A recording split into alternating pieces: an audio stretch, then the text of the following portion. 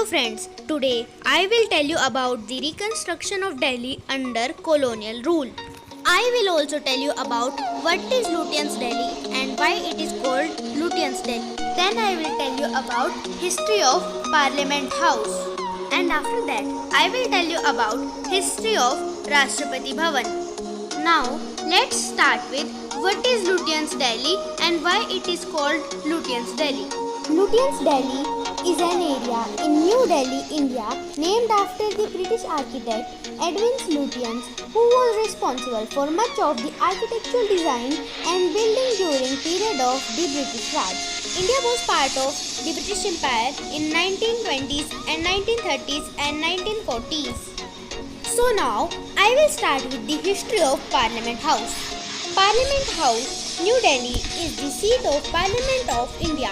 At a distance of 750 meters from Rashtrapati Bhavan, it is located on Sansad Marg, which crosses the central vista and is surrounded by the Indian Gate, War Memorial, Prime Minister's Office and Residence, ministerial buildings and other administrative units of Indian government.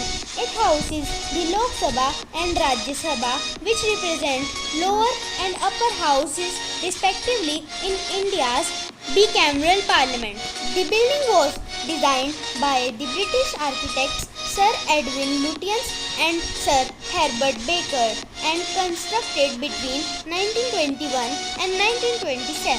It was opened in January 1927 as the seat of Imperial Legislative Council. Following the end of British rule in India, it was taken over the Constituent Assembly and then by Indian Parliament once India's constitution came into force in 1950. We have learnt about Parliament House. Now we will see what is history of Rashtrapati Bhavan.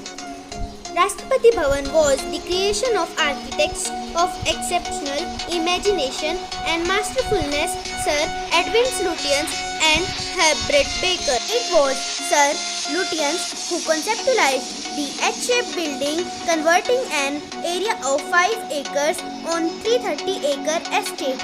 This mansion has total of 340 rooms spread over 4 floors, 2.5 kilometers of corridor and 190 acres of garden area. Painstaking efforts of thousands of laborers including masons, carpenters, artists, carvers and cutters saw the completion of this masterwork in year 1929. Originally